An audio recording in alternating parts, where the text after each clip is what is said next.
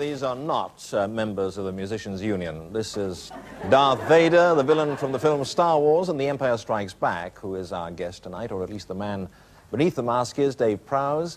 Later on, he'll be telling us about the seven-stone weakling who became an international weightlifting champion. Seven-stone weakling. We do have, however, members of the real Musicians' Union on the other side of the lawn there, and because they're in dispute with the BBC, they will be trying to disrupt the programme. Fortunately, we're always in such a state of permanent chaos, I never know when we're being disrupted and when we're not. He's Darth Vader, he's Baron Frankenstein's monster, he's been one of the most fearsome figures in many horror films, and yet he's also the Green Cross Code Man. Coming out from behind his many terrifying masks is one of the nicest men you'd ever wish to meet, David Prowse.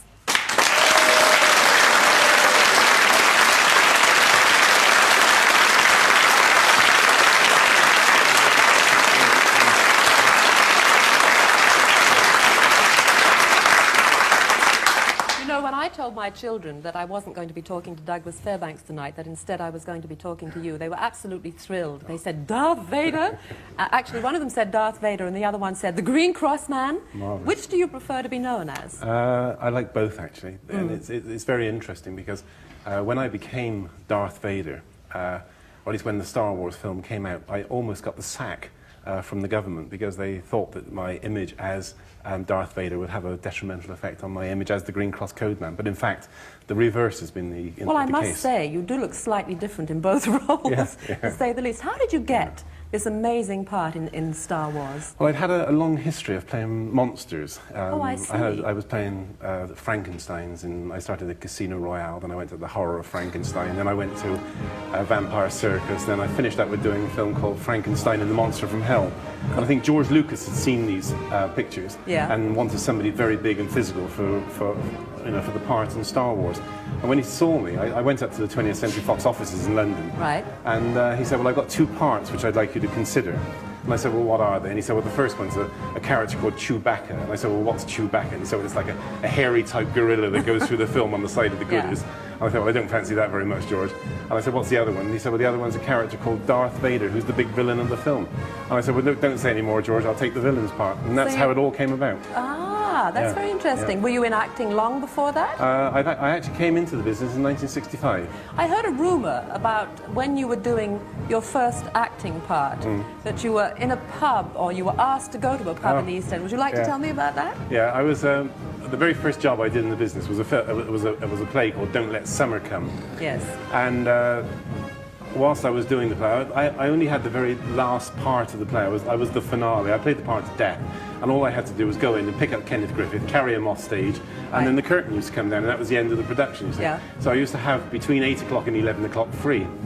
And one day my agent contacted me and said, look, can you, do you want a little job? You can earn yourself 20 quid or something like this. And said, all you have to do is go to a pub in the Whitechapel Road. And he said, when you get there, you have to ask for a chap called Ronnie Cray. So I had no idea who Ronnie Cray was. And I went to the pub in the Whitechapel Road, and it was full of enormous, great big fellas. And they were all about my size, you see.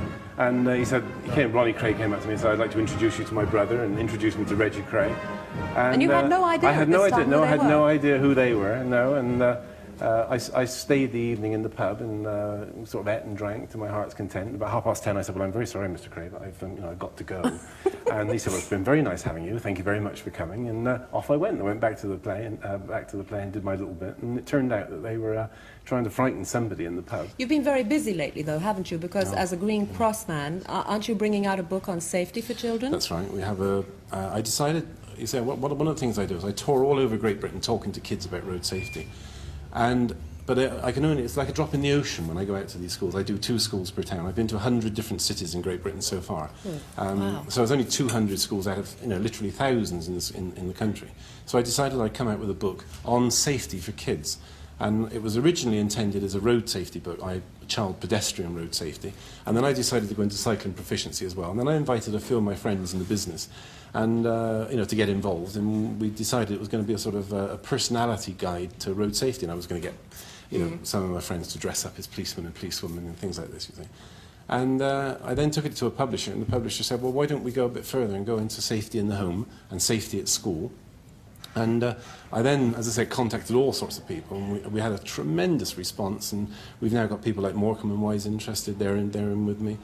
Big Daddy, we're going to get involved. Henry Cooper, John Conte, Cliff Richard. Oh, it the sounds Goodies. great. It's going to be marvellous, and it's coming out in the middle of October. It's a strange combination, though, isn't it? I mean, on one side, the Green Cross Card Man, or Green Code Man, yeah, and on the other side, Darth Vader. Yeah. I think that we have a clip of the new Star Wars movie here. Yeah. What's it called? It's called The Empire Strikes Back. And I'm sure you're absolutely terrific in it. Thank you.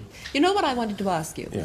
What is women's reaction to you? Because, I mean, here you are. How tall are you? 6'6". And you've always... You were a champion, weren't you? You were a champion I was bodybuilder. British heavyweight weightlifting champion. So, I mean, is women's reaction, do they come on to you very strong, or do they kind of walk the other way when they see you? Or, I mean, what is their reaction? No, it gets different reactions, actually. And the funniest reaction of all is the reaction to Darth Vader, because I get an enormous amount of fan correspondence, primarily from America. Yes. And, in amongst all this correspondence, you get this really sort of pornographic content of women that write to you who I think have this big fixation about this big black character. What, all in the black All cloak in the and black everything? and the black leather and Wow. everything else.